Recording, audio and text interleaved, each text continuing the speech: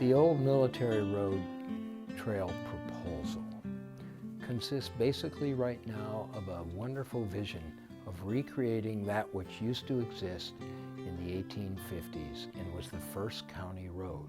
The vision today is to link American Camp and English Camp to have a way that folks can travel down the interior of the island and enjoy the magnificent beauty that you get from top to bottom.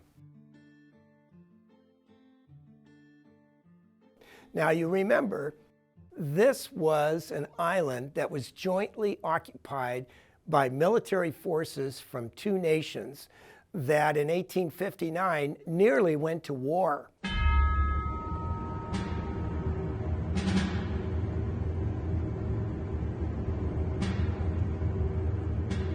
After the Oregon Treaty of 1846, the San Juan Islands were held in abeyance. It had to do with a water boundary. The boundary was to cut off the tip of Vancouver Island, and the British didn't want to do that. And so the Americans agreed to a water boundary, and so the boundary was to go along the 49th parallel to the middle of the Strait of Georgia, thus through the southerly channel that divides Vancouver Island from the mainland. The only problem is the San Juan Islands were square in the middle of that channel. Well, there are channels that go around the San Juans, the Rosario Strait to the east and the Haro Strait to the west. Well, so what they decided to do was to hold the islands in dispute until they could determine this boundary. The Hudson's Bay Company rushed over in December of 1853 and established a corporate sheep farm. The Americans saw that and said, hey, they can't do that, and sent over a treasury agent from Port Townsend to warn the British off, and if they didn't leave, to make them pay revenue on the sheep. That was the first incident. There were several more between 1853 and 1859. Pretty soon, American squatters came onto the island, and this one guy named Lyman Cutler put a little tiny garden and hut just north of the Hudson's Bay Company home prairie. Well, this pig from the Hudson's Bay Company kept wandering into this guy Cutler's garden and eating his seed potatoes. And finally, the American lost his temper and shot the pig. He went to the Hudson's Bay Company, says, I'm sorry I killed your pig. I'd be happy to pay whatever you think is fair. Well, Griffin said, you scruffy little man, that pig will cost you $100, and if you do not pay, I'll go to the authorities and throw you in jail. You're nothing but a trespasser. The American said, I ain't gonna pay you $100 for a pig that ain't worth 10. If I see you in my potato patch, I'll shoot you too. Well, it escalated. Cutler complained to the Americans that he had been threatened, whereupon the commanding general of the Department of Oregon dispatched Captain George E. Pickett, commander of Company D, 9th Infantry at Fort Bellingham, to San Juan Island.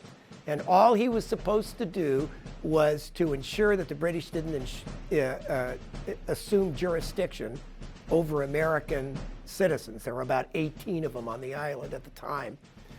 And Pickett exceeded his orders. He planted a sign on the beach that said, this being United States territory, only the laws of the United States of America will apply. Well, the British didn't like that at all. They dispatched a big warship, HMS Tribune, 31-gun steam frigate, steamed into the harbor. They ordered Pickett off. Pickett refused to leave. They offered to land an equal number of Royal Marines. He still refused to leave. And finally, the old admiral, the British admiral, shows up and says, tut, tut, no, the damn fools. I've seen my decks awash with blood, and I refuse to lose one man over a dead pig. And so what he did was he ordered the British to stand off, and both sides sent messengers to Washington, D.C., where the British minister plenipotentiary was there. And they proceeded to work it out. When they found out, now we're talking about 6 weeks. It took 6 weeks for word to get back to Washington. There was no transcontinental railroad. There was no telegraph. You had to take a steamer to the Isthmus of Panama, take the railroad over the isthmus, grab another steamer, and go up to the East Coast, to Washington City. Took 6 weeks for word to get back. They went, oh my God, what was happening out here while this was going on? They settled down to wait. Oh, they were having, the British officers were coming ashore, drinking a little bit of whiskey with the Americans. The Americans were attending church services on the British ships. Mind you, if they'd been ordered to open fire, they would have done so. But they were waiting. The United States sent out the commanding general of the United States Army with the blessing of Great Britain, with dispatches, carrying dispatches for Great Britain. This was Lieutenant General Winfield Scott, a hero of the War of 1812 and the Mexican War. He was 72 years old. He had gout, dropsy, and he weighed about 385 pounds. He wasn't in a very good mood by the time he arrived, but it only took him a week to negotiate a stand down with the provincial governor, James Douglas. The reinforcements that had come into the island, at one time there were 500 American troops, there were 3 British warships, 54 total guns pointed at the shore, about 400 Royal Marines. I mean, it was serious business. Well, all those reinforcements left, and the two nations agreed to a joint military occupation of the island until the boundary, the water boundary, could be decided. That joint military occupation began in March of 1860, which is also when the military road was started. Utilizing troops from both the United States Army and the Royal Marines, they started at both ends and worked together toward the middle. And so what we're hoping to do is sort of recreate history with that trail, get people thinking about why the trails were developed. They were developed to promote communication between the two camps, because heretofore, anytime you had a gap in communication, it led to a military crisis. And the two governments wanted to avoid that at all costs. They wanted to maintain communication. And what I really am so thrilled about as an old peace advocate, I'm just thrilled that that type of more instant communication allowed people to become friends, to know each other, or to have horse races and games. And I love the idea of interacting together with a positive outcome. The motto is that individuals and nations can resolve their problems peacefully without resorting to violence. That is a big message. It's a message that is kind of strayed away from over the years. We sort of get away from the whole aspect that peace broke out here instead of war. As a biologist, in science we talk about corridors, connecting pieces of habitat, connecting communities, making something larger from disparate pieces. And I think that habitat element dates back to the beginnings of this trail, because the Native Americans who were originally using this route were not wandering at random across San Juan Island. They were accessing key places in the interior of the island that were good for hunting and for foraging. They were accessing oak woodlands, they were accessing wetlands, they were accessing forested areas and prairies. And so reconnecting these areas not only has biological value, but deep cultural value for all of the people who have called this place home.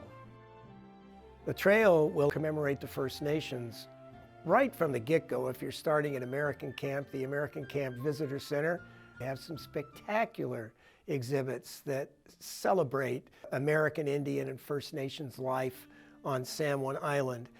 We have plans to install an exhibit wayside that highlights the efforts of the Cowichan, the Skagit, the Songhees, the Métis, all of those who labored to make the road a reality. And then, of course, the trail will terminate at English Camp, which is the site of ancient habitation by Coast Salish peoples. And they'll be able to see the welcome pole that was donated to the park by the Saanich and the Lummi peoples. It is a wonderful pole that commemorates the site as a fishing village. A welcome pole actually advertised to people that were coming up on the site what that site was all about. And on this particular pole, you have a fisher with his lines, and then you have him flanked by a male and a female salmon. You can see the eggs in the female salmon. So I think we're going to cover the contributions of First Nations and American Indian peoples with this trail. There's a lot of controversy over where the old military road went. First off, it started out as probably a game trail, and then the tribes used it, and then they probably didn't have a designation and a map for that. And then Hudson's Bay used it to herd the sheep, and it probably changed year to year.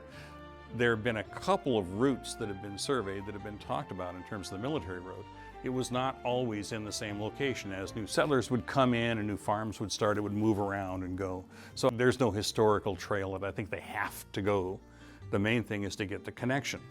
The real idea, the core of this, is it connects this point at English Camp to this point at American Camp.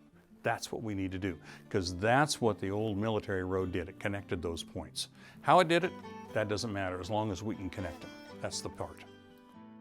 My vision for the old military road trail, ideally, would be to start from the flagpole at American Camp, where the original trail began, would be to follow the Fraser Homestead Trail from the American Camp flagpole past the visitor center, across the little patch of prairie, passing through the woodland, and then along the Fraser Homestead Trail all the way to Rossler Road.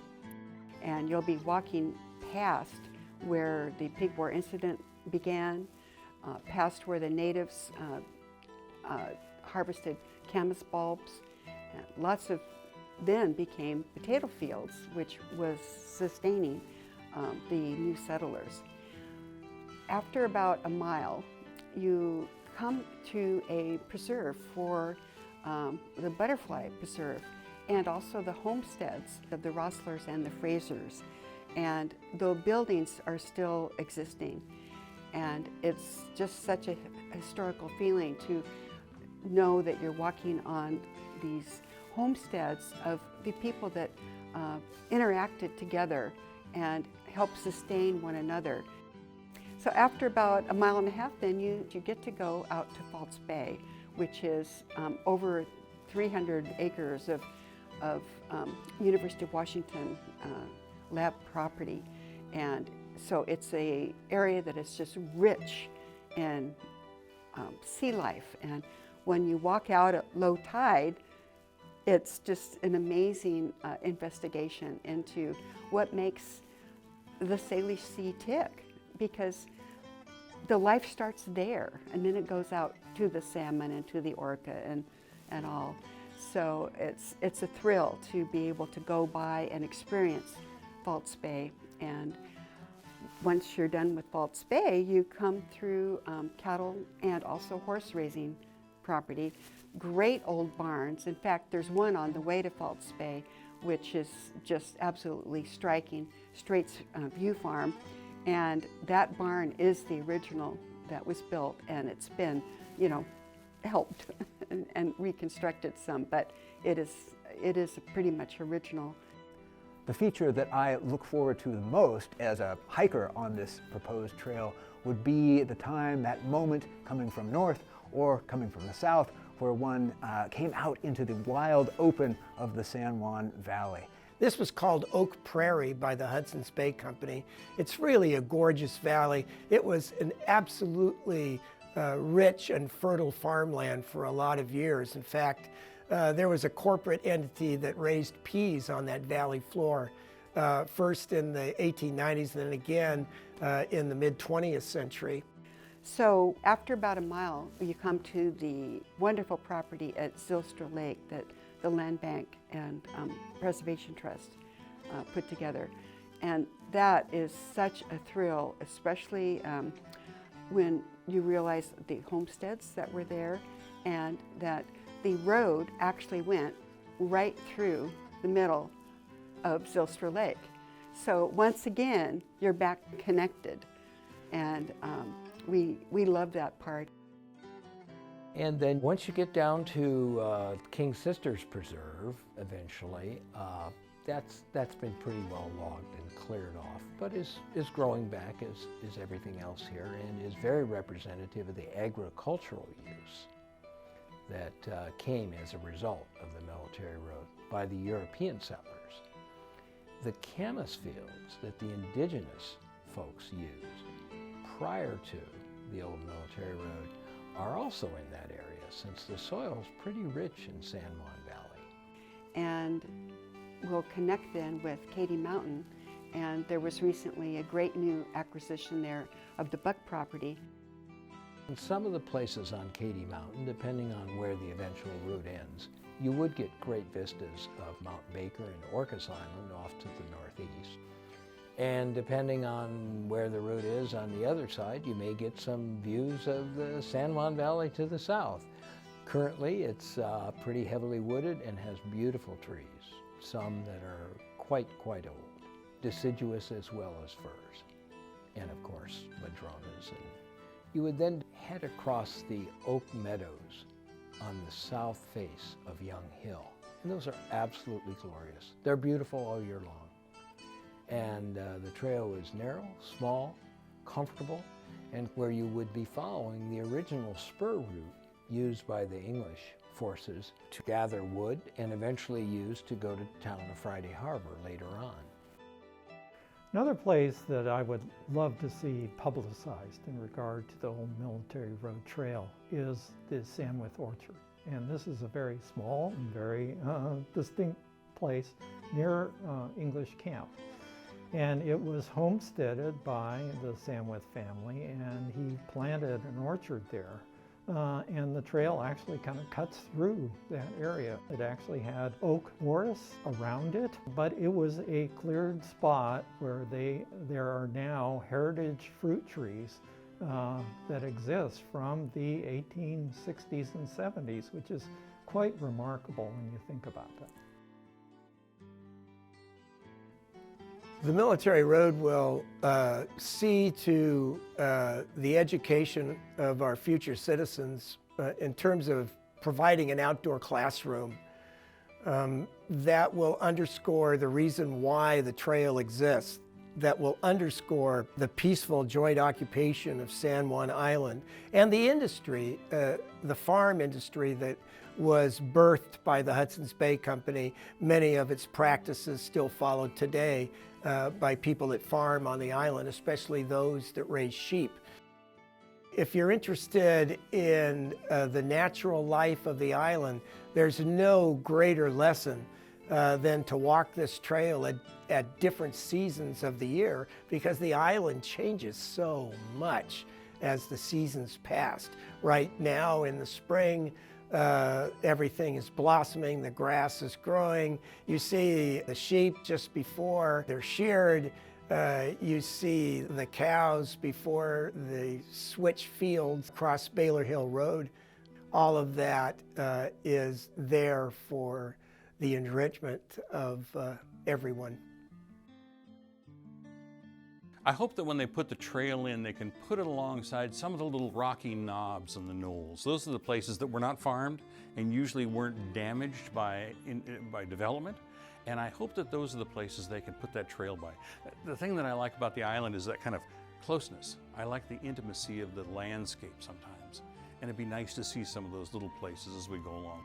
The geology featured on the trail really runs from end to end. If you started in the south, you would be starting on the moraine of a glacier, and if you walked all the way up to the northern end and the top of Mount Young, you would be able to see where the very same glacial ice sheet left striations in the bedrock at the peak.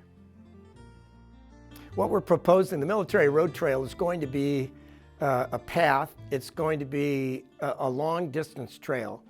Something we don't have on the island right now. I think at its limit it'll be probably between 15 and 16 miles. That's a good hike, a good solid hike. Do I think the old military road trail can be walked in a single day? Yeah, if you're a fast walker. I got involved in the Military Road Trail when I was 7, turning 8, and I wanted to walk from my house, which is the southern tip of the island, to town. And I just had my heart set on doing that, and that we enjoyed it so much, so that has become like every holiday, or almost every holiday, like Mother's Day, it's an annual tradition that we walk from our house to town. The National Park Service thinks that the Old Military Road Trail is a fantastic idea. We're fully behind it. The way I understand the committee is envisioning this, there'll be lots of points of access along the way. You could do different segments of the trail. You don't have to do the whole thing in one day, but it'll give a lot of diversity and opportunity to people depending on what part of the island they want to see and where they want to go. I'd love to hike it. I'm not as young as I once was, as the song once said, and so hiking the whole length of it in one day may not be feasible, but I'd certainly hike pieces of it as I go along there. But there are a number of people who could absolutely traverse the island in one day with the right motivation and preparation. Once it's completed, I'm going to start at the iconic lighthouse on Cattle Point, and I'm going to run all the way to Westcott Bay and feast on oysters. Running from False Bay to Zylstra Lake, up to Katy Mountain, and Mount Young, my favorite. Oh my gosh, it's going to be wonderful. But this is much more than just a hiking trail. It's truly an opportunity to display history for our families and our youth on the island. It's one thing to read about local history in a textbook. It's quite another to be out in the field, on the path that where history was made. It's history. It's history, and it brings history alive to my grandchildren. It'll be wonderful to take my kids on this, or my kids and my grandkids, and they will take their grandkids. And there's a story already written for them there on the trail, and they can talk about their great-grandparents and their great-grandmothers who got along with each other and created this wonderful road of peace. I'm among those who would refer to this as the Peace Trail, because having learned of the history of the two separate camps, communicating by using this trail and dampening conflict is a lesson for modern times. Because I think just preserving history helps people in the future learn about that history and learn how to or how not to repeat it. We envision the Old Military Road as a community asset. It's really a once-in-a-lifetime opportunity to create a living memory of the history for present-day occupants as well as future occupants of the island, our children, our grandchildren, and their children. I don't know if this project's going to be finished in my lifetime. This trail is long, challenging, and exciting. I suspect we'll have an awful lot of it done. But for me personally, the satisfaction comes in passing something forward, in handing it on to others who will gain as much satisfaction as I've gained from the gifts of people who came before me and saved big chunks of America in places I've enjoyed.